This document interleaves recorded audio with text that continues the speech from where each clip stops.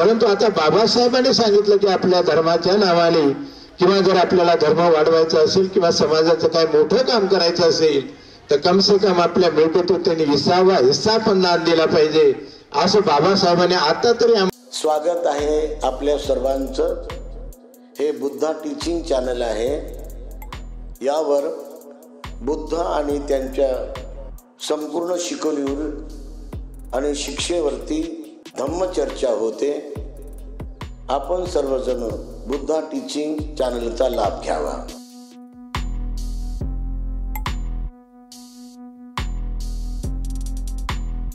नमो तस्स भगवतो अरहतो सम्मा संबुद्धस्स. नमो तस्स भगवतो अरहतो सम्मा संबुद्धस्स. नमो तस्स भगवतो अरहतो सम्मा संबुद्धस्स. महाकारुणिक तथागत गौतम बुद्ध बोधिसत्व डॉक्टर बाबासाहेब आंबेडकर या ठिकाणी जमलेले सर्व बौद्ध उपासक उपासिका बालक आणि बालिका आहे. आज आपण या वर्षवासाच्या निमित्ताने आपण या ठिकाणी उपस्थित झालात. तेव्हा या सर्व विहाराच्या आणि या कॉलनीच्या सर्वांच्या वतीनं त्यांच्या निमंत्रणानुसार आपण या ठिकाणी उपस्थित झालात. त्याबद्दल एकदा सर्वांचं या विहाराच्या तर्फे आपलं सर्वांचं अभिनंदन. आपण आलात या कार्यक्रमाला उपस्थित राहिलात. पुन्हा एकदा सर्वांचं अभिनंदन करून आपण या प्रवचनाला सुरुवात करणार आहोत. तत्पूर्वी आपण या ठिकाणी 3 वेळा जोराने साधुकार द्यायचा आहे. साधुकार असा द्यायचा आहे की पेंडाल उडाला पाहिजे 5 फूट एवढा जोश आपल्यामध्ये असला पाहिजे. नाहीतर बेंडकेसारखं तोंड वाजवायचं नाही, उचकायचं नाही, तर मोठ्याने म्हणायचं. म्हणा साधू. अजून हल्लाच नाही बरं का. म्हणा साधू साधू. हा या ठिकाणी आपण प्रवचन खूप ध्यान देऊन ऐकायचं आहे. प्रवचन चालू असताना कोणी मात्र उठून जाऊ नका, इकडे तिकडे पळू नका. एकदा बसले की एकदम बसा. एकदा भगवान बुद्ध श्रावस्ती नगरीमध्ये असताना त्या ठिकाणी त्यांच्याकडे एक ब्राह्मण आला आणि ब्राह्मणाने विचारलं की भगवान आपण आपल्या शिष्यांना काय शिकवताय. भगवान नेहमी आपले त्यांना प्रश्न उतरलेल्यानंतर जो काही प्रश्न विचारतो त्याला प्रतिप्रश्न उतरायचे. आणि भगवंताला विचारलं की तुम्ही काय करता, तुम्ही काय शिकवता आपल्या उपासकांना. तेव्हा ब्राह्मण म्हणाला की मी माझ्या उपासकांना ABCD पासून XYZ पर्यंत शिकवतो. असं म्हणल्याच्या नंतर ब्राह्मणाने भगवंताला विचारलं की भगवान आपण आपल्या शिष्यांना काय शिकवता. तेव्हा भगवान त्या ब्राह्मणाला म्हणतात की ब्राह्मणा सर्वप्रथम मी माझ्या उपासकाला श्रद्धा शिकवतो. त्यानंतर 2 नंबर मी त्यांना त्याग शिकवतो. त्यानंतर मी त्यांना शील शिकवतो. त्यानंतर मी त्यांना समाधी शिकवतो आणि समाधी शिकवून त्यांना प्रज्ञामध्ये प्रतिष्ठित करतो. आणि पुढे सर्व विकार विक्त म्हणून चित्त निर्मळ करून मुक्त अवस्थेपर्यंत त्यांना मी पोहोचवतो. हे ज्ञान मी आपल्या उपासकांना शिकवतो. असं म्हणल्याच्या नंतर लगेच ब्राह्मणाने आपल्या खांद्यावरचं उपारण काढलं, भगवंताच्या पायाजवळ आथरला आणि गुडघे टेकून पंचांग प्रणाम केला. आणि तेव्हा त्या ब्राह्मणाने म्हटलं की म्हणते भगवान मी आपला मरेपर्यंत आपला शरणागत उपासक मला समजा. असा तात्काळ ब्राह्मण त्या भगवंताला शरण आला आणि जीवनभर त्यांचा उपासक बनला. म्हणून आपण सुद्धा हे प्रवचन खूप ध्यान देऊन ऐकायचं. जरा पहिला म्हटलेलं आहे की अशा प्रकारे आपल्यामध्ये श्रद्धा असली पाहिजे. मग श्रद्धा कशी असली पाहिजे की जेव्हा जीवक एक वेळा भगवान अम्रमनामध्ये असताना जीवकाला समजले की भगवान माझ्या अम्रमनामध्ये आलेले आहेत. आणि अम्रमनामध्ये आल्याच्या नंतर जीवकाला कळल्याच्या नंतर जीवकांनी अष्टपरिस्कार घेऊन भगवंताकडे गेले. त्यांना त्रिवार चक्रमण केलं. 3 वेळा त्यांना अभिवादन केलं आणि भगवंताला विचारलं की भगवान काय केल्यामुळे उपासक होता येतं. असं म्हणल्याच्या नंतर भगवान गालातल्या गालात मुस्ताश्य करतात आणि जीवकाला सांगतात, अरे जीवका, जे लोक बुद्ध धम्म संघ यांना जीवा पार समजतात, बुद्ध धम्म आणि संघ यांना अतिशय जीवापार समजतात, हेच त्यांचे श्रद्धास्थान आहे.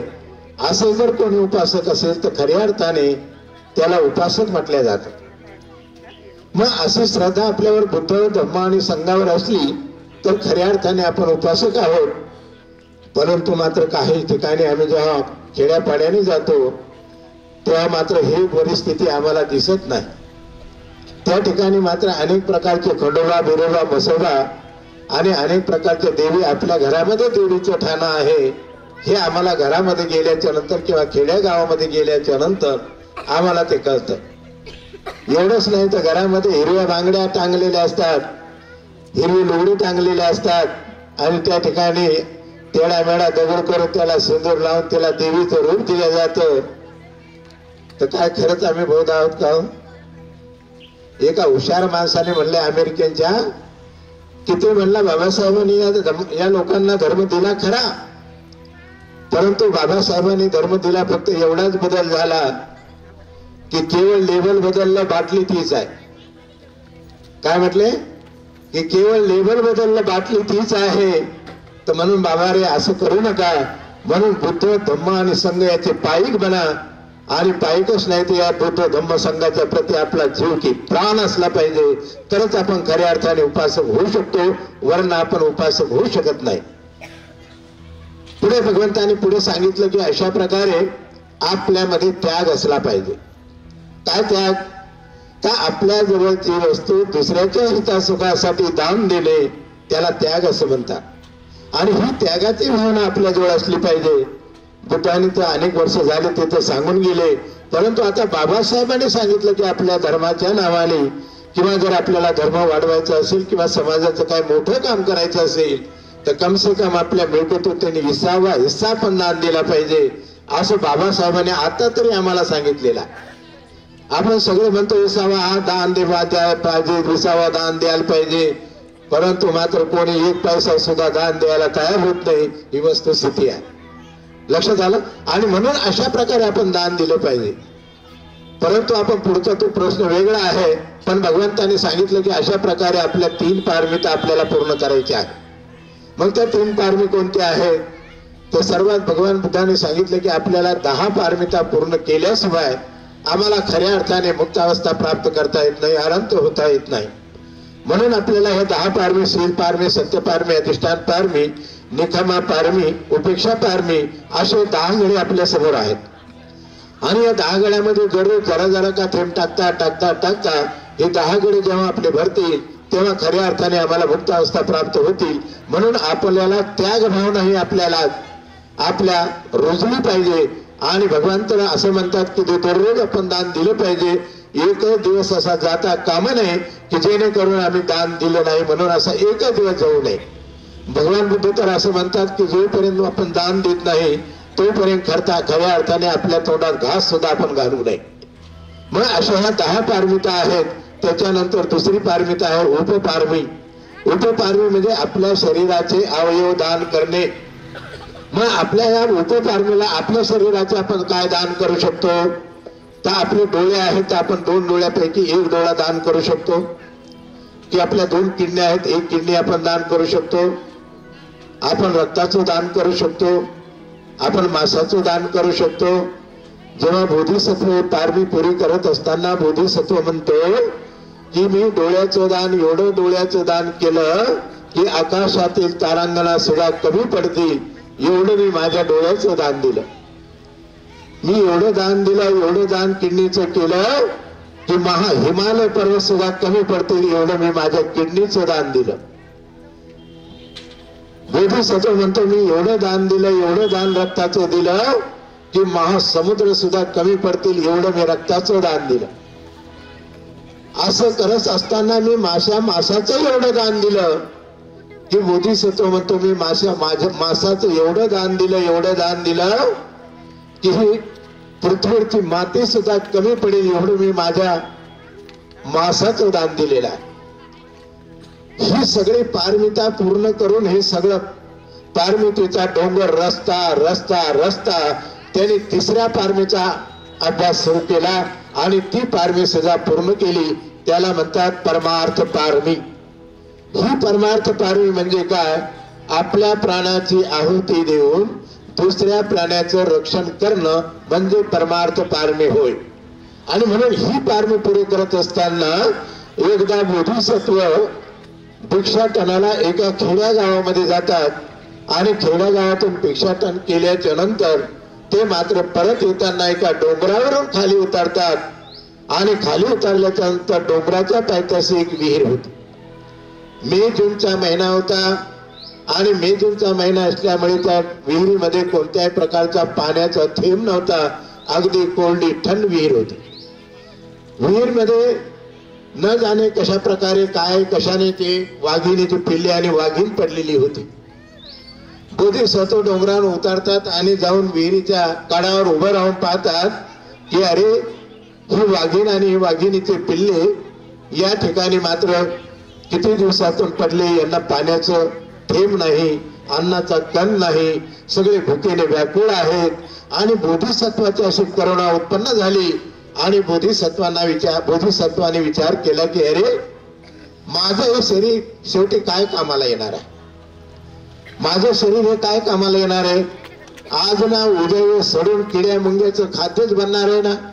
मग जर आज माझं शरीर जर या वाघीण आणि वाघिणीच्या पिल्ल्याला जर कामी आलं आणि त्यांनी जर खाल्लं तर त्यांना किती आयुष्य प्राप्त होईल. म्हणून आता माझ्या या शरीराचा मला योग्य असा उपयोग करता आला पाहिजे. असं म्हणल्याच्या नंतर बोधिसत्व विचार करतात आणि त्या काठावरून लगेच त्या विहिरीमध्ये उडी टाकतात. उडी टाकल्याच्या नंतर लगेच वाघीण त्यांच्यावर झडप घालते आणि झडप घातल्याच्या नंतर वाघिणीचे पिल्ले आणि वाघीण बोधिसत्वाला खाऊन टाकते.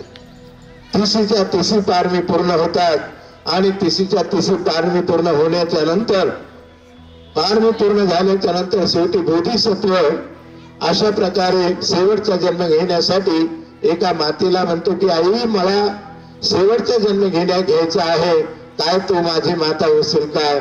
असं विचारल्याच्या नंतर माता हो म्हणते आणि हो म्हणल्याच्या नंतर बोधिसत्व त्या मातेच्या उभा राहतो आणि सफेद हत्तीवर फुलं घेऊन आईला 3 वेळा चक्कर मारतो आणि उजव्या कशीतून प्रवेश करतो. अशा प्रकारे ह्या पारमी तिन्ही पारमी केल्याच्या नंतर ते पुण्य प्राप्त बोधिसत्व शेवटी बुद्धत्व अवस्था प्राप्त करण्यासाठी सम्यक संबुद्ध होण्यासाठी शेवटचा जन्म घेतो. आता ह्या सगळ्या तिन्ही पारमी पूर्ण करण्यासाठी आपल्याला सुदैवाचा अभ्यास करायचा आहे. आणि म्हणून या तिन्ही पारमी जरी आपल्याला पूर्ण करता नाही आल्या तरी मात्र या 10 पारमी आपल्याला पूर्ण करणं आवश्यक आहे. जोपर्यंत या 10 पारमी आपण पूर्ण करत नाही तोपर्यंत खऱ्या अर्थाने आपल्या जीवनाचं सोनं होणं नाही. म्हणून भगवान बुद्ध नेहमी आपल्या प्रवचनामध्ये सांगतात ते धारण करे सो धर्म. जो धर्माला धारण करतो धर्म त्याचं कल्याण करतो. जो धर्माला धारणच करत नाही धर्म त्याचं जराही कल्याण करत नाही.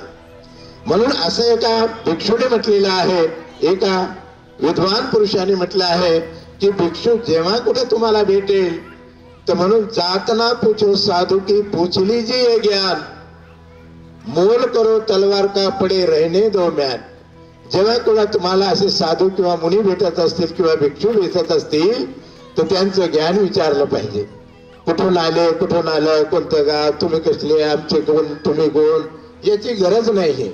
म्हणून भिक्षूला जे काही विचारायचंय ते ज्ञान विचारलं पाहिजे. म्हणून धारण करे सो धर्म, आणि जो धर्माला धारण करतो धर्म त्याचं कल्याण करतो. जो धर्माला धारणच करत नाही धर्म त्याचं जराही कल्याण करत नाही. म्हणून अशा प्रकारचं थोडं का होईना जे काय आपल्या कानावर आलं त्याला धारण करण्याचा प्रयत्न करा. जोपर्यंत आचरण नाही तोपर्यंत या बाकी ज्ञानाचा काही उपयोग होत नाही. म्हणून आपण त्याला आचरणात आणलं पाहिजे. म्हणून अशा प्रकारे एक आपल्या धर्माच्या प्रती, बुद्धाच्या प्रती आणि संघाच्या प्रती जीव की प्राण आपला असला पाहिजे आणि 3च्या नंतर 4थं शरस्थान आपलं असलंच नाही पाहिजे. असं आपण आपल्या जीवनामध्ये वागलं पाहिजे. आणि हे सुद्धा आपल्याला बौद्ध धर्म दिला तो केवळ बाबासाहेबांमध्ये मिळाला. बाबासाहेबांनी आपल्याला धर्म दिला आणि धर्म देऊन बाबासाहेबांनी आपल्याला पहिलंच सांगितलं होतं की मी आपल्याला धर्म देतो खरा आणि मी तुम्हाला जबरदस्ती करत नाही, कारण तो मी घेतो मला समजला. परंतु तुम्ही मात्र आपण समजून मात्र अशा प्रकारे धर्म ग्रहण करा, स्वीकार करा की जेणेकरून बाकीचे लोक पुढे चालून मला नावं ठेवू शकतील, नावं ठेवणार नाहीत. असं मात्र याचं आचरण ठेवा. बाबासाहेबांनी तेव्हाच आम्हाला सांगितलं होतं की मी धर्म देतो खरा, परंतु बाकी लोकांनी असं म्हणलेलं पाहिजे की यांनी महाराजांना धर्म दिला आणि या महाराजांनी धर्म बाटावला, असं मात्र ती वेळ म्हणायची येऊ देऊ नका, असं बाबासाहेबांनी त्यावेळेस आपल्याला सांगितलं. म्हणून आपण बुद्ध धम्म संघ याच्या प्रती अत्यंत श्रद्धा ठेवली पाहिजे. आणि दुसरी गोष्ट, एक छोटीशी कहाणी सांगून आपलं वचन मी संपवणार आहे. एकदा वाराणसीमध्ये सुप्रिया आणि प्रिया हे दोघे पती पत्नी राहत होते. दोघे अतिशय श्रीमंत, त्यांच्या घरी नौकर चाकर आणि अशा प्रकारे संपत्ती त्यांच्या घरी पायाशी लोळून घेत होती. एवढी मोठी संपत्ती त्यांच्या घरी होती. परंतु हे दोघी पती पत्नी भगवान बुद्धाचे आणि भिक्खू संघाचे एवढे सेवक होते, एवढे उपासक होते, श्रद्धावान उपासक होते ते रात्रंदिवस ते या संघाची सेवा करीत असे. सुप्रिया सकाळीच उठायची आणि भिक्खू संघामध्ये पूर्वरामामध्ये जायची. या विहारातून त्या विहारात, त्या विहारातून त्या विहारात, त्या कुठेतून त्या कुठे जायची आणि तृतीय भिक्खूला आणि भिक्षुणीला विचारायची की आपल्याला काही जरुरी आहे का, आपली तब्येत बरोबर आहे का, आपल्याला काही जरुरी आहे का, अशा प्रकारे विचारत राहायचे. एकदा विचारता विचारता एका कुटीतून दुसऱ्या कुटीत गेल्याच्या नंतर एक भिक्षू कुटीमध्ये झोपलेला होता आणि झोपलेला असताना त्या ठिकाणी सुप्रियाने विचारलं की म्हणते आपल्याला काही आजार आहे का, आपण फार रूढ झालेला आहात, आपली छबी अतिशय कोमल झालेली आहे, सुकलेली आहे, आपला काही आजार आहे का. असं म्हणल्याच्या नंतर तो म्हणला हो माते मला आजार आहे. काय आजार आहे ते म्हटलं की अशा प्रकारे मला दस्त लागलेले आहेत, तर मग त्याच्याकरता मी काय आणू तुमच्यासाठी. असं म्हणल्याच्या नंतर म्हटलं की मला पथ्य म्हणून मांसाचं सूप हवं आहे. असं म्हणल्याच्या नंतर सुप्रिया आश्चर्यचकित झाली आणि भंतेजीकडे गेले. म्हणे भंतेजी तुम्ही मात्र काही चिंता करू नका, मी जरूर याचा बंदोबस्त करते. असं म्हणून ती निघून गेली. निघून गेल्याच्या नंतर घरी गेल्याच्या नंतर आपल्या दासीला बोलावलं, नोकराला बोलावलं आणि बोलावल्याच्या नंतर ती म्हणाली की असं करा तुम्ही वाराणसीमध्ये जा आणि त्या ठिकाणी जे मांस तयार असेल ते घेऊन या. परंतु त्या दिवशी मात्र उपवासाचा दिवस असल्यामुळे त्या दिवशी कोणत्याही प्रकारची बकऱ्याची किंवा कोणत्याही प्राण्याची हत्या करून मांस तयार झालेलं नव्हतं. पूर्वीच्या काळामध्ये एवढंच नाही तर जे काही चारी उपवास असत त्या दिवशी मात्र कोणाच्याही घरी अन्न पचत नव्हतं, पकत नव्हतं. एवढंच काय की जे मुलं लहान लहान मुलं आहेत त्यांना सुद्धा दिवसभर आई दूध पाजत नव्हती, एवढं कठोरतेने या उपवासाचं पालन करत असत. हा सगळा नौकर चारो बाजूने फिरला फिरला फिरला. वाराणसीमध्ये कुठेही तयार झालेलं मटण त्याला मिळालं नाही, कारण तो कोणत्या पशुला मारून मटण आणू शकत नव्हता, मांस आणू शकत नव्हता. म्हणून तो परत आला आणि आपल्या मालकीनबाईला म्हणाला मालकीनबाई मालकीनबाई आज मात्र संपूर्ण वाराणसी मी पायथ्याखाली घातली, पायाखाली घातली, परंतु कुठेही मांस तयार मिळालं नाही. असं म्हणल्याच्या नंतर मालकीनबाई विचार करू लागली की आता काय करायचं. मी तर भंतेजीला वचन दिलं की भंतेजी तुम्ही निष्ठांत राहा, मी मात्र बंदोबस्त करते. आणि तिच्या मनामध्ये अनेक प्रकारचं काहूर सुटलं, अनेक प्रकारचे विचार तिच्या मनामध्ये येऊ लागले. ती जर म्हटलं की अशा प्रकारे जर भंतेजीचा आजार वाढला आणि आजार वाढता वाढता जर त्यांचा मृत्यू झाला तर त्यानंतर अशा प्रकारे माझं चारित्र्याला डबा लागेल, माझ्या शिलाला कलंक लागेल आणि मी जे काय आजपर्यंत सेवा करते ती सेवा नेष्टाभूत होईल. म्हणून असे नाना प्रकारचे विचार तिच्या मनामध्ये येऊ लागले. शेवटी तिच्या मनामध्ये असा विचार आला की काय हरकत नाही, मी प्राण्याची हत्या करणार नाही, पण भंतेजीला मात्र मी अशा प्रकारे मांस देऊन त्यांचं सूप बनवी, असा तिच्या मनामध्ये विचार आला. लगेच तिने आपल्या दासीला हाक मारली आणि दासीला हाक मारल्याच्या नंतर म्हणले जा किचन मध्ये जाऊन चाकू घेऊन ये. चाकू आणल्याच्या नंतर दासी मात्र विचारते की चाकू कशासाठी. दासीला मात्र अत्यंत मात्र घाम सुटलेला होता, तिच्या पायाखालची वाळू घसरत होती की आता चाकूने करते काय, मला मारतोय की जे स्वतः आपला आत्महत्या करते, काय करते काय. असं म्हणल्याच्या नंतर ती म्हणले की काय मी माझ्या मांडीचं मांस कापणार आहे, अशी मालकीन बाई म्हणाली. दासी म्हणाले की तुम्ही आपल्या मांडीचं मांस कापणार आहात. ती म्हटली हो माझ्या मांडीचं मांस कापणार आहे. प्राणी हत्या तुम्ही करणार नाही, पण माझ्या मांडीचं मांस कापणार आहे आणि ते मांस बनवून त्या मात्र भिक्षूला तुम्ही सूप नेऊन द्यायचं आहे. असं म्हणल्याच्या नंतर ती आपल्या रूम मध्ये गेली आणि रूम मध्ये गेल्याच्या नंतर आपल्या मांडीचं मांस कापलं आणि लगेच ते दासीला बनवण्यासाठी दिलं. दासीला सांगितलं की याचं सूप बनव आणि भंतेजीला ताबडतोब नेऊन दे. असं म्हणल्याच्या नंतर लगेच तिनं दासीला सुपूर्द केला आणि तिनं बनवलं आणि दासीला भंतेजीला सूप नेऊन दिला. नेऊन दिल्याच्या नंतर संध्याकाळच्या वेळेला तिचा पती घरी आला आणि घरी आल्याच्या नंतर विचारतो सुप्रिया कुठे आहे, सुप्रिया कुठे आहे. असं म्हणल्याच्या नंतर दासीने सांगितलं की ते आजारी आहेत आणि त्या चादर घेऊन त्या रूम मध्ये झोपलेले आहेत. असं म्हणल्याच्या नंतर लगेच प्रिया म्हणजे तिचा पती जातो आणि विचारतो सुप्रिया तुला काय झालं, आजारी आहे का, चल दवाखान्यात जाऊ, चल दवाखान्यात जाऊ. तेव्हा मात्र ती म्हटली की नाही दवाखान्यात जायची गरज नाही. लगेच दासीने सांगितलं की त्या आजारी अशा आहेत की त्याने आपल्या मांडीचं मांस कापून भंतेजीला सूप नेऊन दिलेला आहे, भंतेजीला सूप नेऊन दिलेला आहे. असं म्हणल्याच्या नंतर तिचा जो प्रिया होता पती होता तो मात्र खूप आनंदित झाला आणि तिची तारीफ करू लागला की सुप्रिया तू खरोखरच फार पुण्यवान आहेस की आपल्या स्वतःचं मांडीचं मांस कापून भंतेजीला पथ्या तू आज दिले आहेत आणि म्हणून खरोखरच ते फार पुण्यवान आहेत. जिथे तारीफ करू लागला पण सुप्रियाला मात्र ही तारीफ आवडली नाही. जे लोक काम करतात, जे लोक खरे श्रद्धावान मध्ये असतात, काम करतात, त्यांना कोणाची तारीफ ऐकू शकत नाहीत. म्हणून तिला तारीफ बरी वाटली नाही. तिने उलट तोंड फिरवलं, चादर अंगावर घेतली आणि झोपली. झोपल्याच्या नंतर तिच्या पतीला अतिशय आनंद झाला आणि दुसऱ्या दिवशी लगेच मात्र तो भगवंताकडे गेला आणि भगवंताला म्हणाला भगवान उद्याचं भोजन आमच्याकडे, भोजन आमचे स्वीकार करावा असं भंतेजीला विनंती केली. लगेच दुसऱ्या दिवशी भंतेजी विनंतीनुसार सगळा भिक्खू संघ त्यांच्याजवळ घरी आला. या प्रियाने मात्र भिक्खू संघाची आदरातिथ्य केलं, त्यांना बसवलं आणि त्यांना चांगल्या चांगल्या प्रकारचं भोजन वाढलं. तेव्हा भगवंताने विचारलं की सुप्रिया कुठे आहे. भोजन वाढल्याच्या नंतर सगळं भोजन झाल्याच्या नंतर आणि हे सगळं काय त्या ठिकाणी पती वाढत आहे पण तिच्या मात्र सुप्रिया कुठे दिसत नाही. असं भगवंताने 2-3 वेळाला विचारलं की सुप्रिया कुठे आहे. असं म्हणल्याच्या नंतर सगळं सुप्रिया आजारी आहे म्हणलं तिला उचलून घेऊन या. ते म्हणलं ते चालू शकत नाही. म्हणलं उचलून घेऊन या. हो ते गेले आणि प्रियाने आपल्या पत्नीला उचलून आणलं आणि भगवंतापुढे ठेवलं. ठेवल्याच्या नंतर भगवंताने तिला पाहिलं की सुप्रिया हा तुझा नैसर्गिक आजार आहे का. तेव्हा सुप्रियाच्या अंगावर काटे उठले.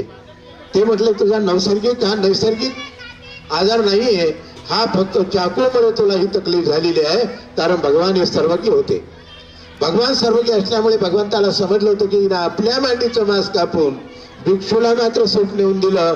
हा खऱ्या अर्थाने नैसर्गिक तकलीफ नव्हती, तर ती चाकूची जखम होती, तिची तिला तकलीफ होती. असं म्हणल्याच्या नंतर भगवंतानी खूप तिची तारीफ केली की सुप्रिया खरोखरच जोपर्यंत चंद्र आणि सूर्य राहील तोपर्यंत मात्र तुझे पुण्य तोपर्यंत लोक आठवण करतील आणि तुझी प्रेरणा घेऊन लोक सुद्धा अशा प्रकारे तुझी भगवान बुद्ध धम्म आणि संघाच्या ठाई अतिशय श्रद्धा जागृत होईल, कारण या तुझ्यामुळे असं म्हणल्याच्या नंतर भगवंताने एक गाथा म्हटली आणि गाथा म्हणल्याच्या नंतर तिला आशीर्वाद दिला. आशीर्वाद दिल्याच्या नंतर जेवढं काही मांडीचं मांस कापलं होतं तेवढं संपूर्ण भरून निघलं आणि भरून निघल्याच्या नंतर सुप्रिया जशीच्या तशी झाली. तेव्हा सुप्रियाच्या अंगावर काटा उठला की हे काय आश्चर्य आहे, एवढा मोठा गड्डा, अर्धा किलोचा गड्डा हा एक तात्काळ भगवंताने आशीर्वाद दिल्याच्या नंतर भरून निघाला. तेव्हा मात्र सुप्रियाच्या अंगावर काटे उठले आणि काटे उठल्याच्या नंतर तिला बरं वाटलं आणि मात्र ती मग भिक्खू संघाला भोजन वाढू लागली. भोजन संपलं आणि भोजन संपल्याच्या नंतर भगवंतानी भिक्खू संघाला विचारलं की माणसाचं मांस कोणी खाल्लं. असं म्हणल्याच्या नंतर ज्या भिक्षूने खाल्लं होतं त्याने हात जोडले, थरथर कापत होता. बाकीचे इतर भिक्षू त्यांच्याकडे पाहत होते. म्हणे भक्तीजी मी खाल्लं. म्हणे मूर्ख माणसा, तुला एवढं माहित नाही की तो कोणाचं मांस काय आहे, कोणाचं आहे, कुठून आणलं, मारून आणलं का माझ्यासाठी आणलं का कोणी पैसे दिले म्हणून त्याला मारून आणलं. तुला शंका कशी नाही आली, तू विचारलं का नाही? विचारलं नाही म्हणल्याच्या नंतर ते म्हणला नाही भगवान मी नाही विचारलं. भगवंताने मात्र त्या ठिकाणी त्याला झटकारलं आणि आजपासून भिक्खू संघाला सांगलं की माणसाचं मांस खाणं आजपासून वर्ज्य आहे, माणसाचं मांस खाणं म्हणजे अतिशय पाप आहे असं सांगितलं. आणि सांगितल्याच्या नंतर भिक्खू संघाला वॉर्निंग दिल्याच्या नंतर ती सगळं प्रवचन झाल्याच्या नंतर मात्र त्याने विचारलं आणि विचारल्याच्या नंतर भिक्खू संघाची तात्काळ बैठक बोलावली आणि सांगितलं की 10 प्राण्याचं मांस खायचं नाही. मग 10 प्राणी कोणते आहेत? हत्तीचं मांस खायचं नाही, सिंहाचं मांस खायचं नाही, त्याच्यानंतर लांडग्याचं मांस खायचं नाही, सापाचं मांस खायचं नाही, जे काय आहे ते लांडगे कोले वगैरे याचं मांस खायचं नाही, असे 10 प्राण्याचं मांस खायचं नाही. भगवंताने लगेच भिक्षूला मात्र एक तीच दिली. म्हणून आपण सुद्धा अशा प्रकारे बुद्ध धम्म आणि संघ याच्या प्रती एकनिष्ठ राहा. त्याच्यानंतर त्याग भावना करा, दान करण्याची आपल्यामध्ये वृत्ती जागवा आणि त्यानंतर शिलाचं पालन करा. समाधीचा अभ्यास करून मनाला एकाग्र करा आणि मगाला एकाग्र करून मात्र प्रज्ञा जागवा आणि प्रज्ञा जागून आपले जे काही विकार आहेत, रागाचे विकार, देशाचे विकार, अहंकाराचे विकार, सगळे विकार घालून टाका, चित्त निर्मळ करा आणि बुद्ध व्हा. एवढंच बोलून या ठिकाणी मी थांबतो.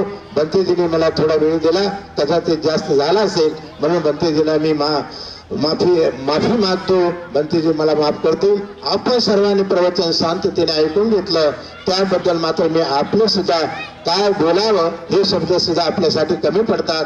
म्हणून एकदा आपण जोऱ्याने साधुकार द्यायचा आहे. म्हणा साधू, नाही जोऱ्याने अजून साधू साधू साधू. बुद्धं नमामि, धम्मं नमामि, संघं नमामि. सर्वांचं मंगल हो, सर्वांचं कल्याण हो. साधू साधू साधू. बुद्धं नमामि, बुद्ध को नमन करता हूँ. धम्मं नमामि, धम्म को नमन करता हूँ. संघं नमामि, संघ को नमन करता हूँ.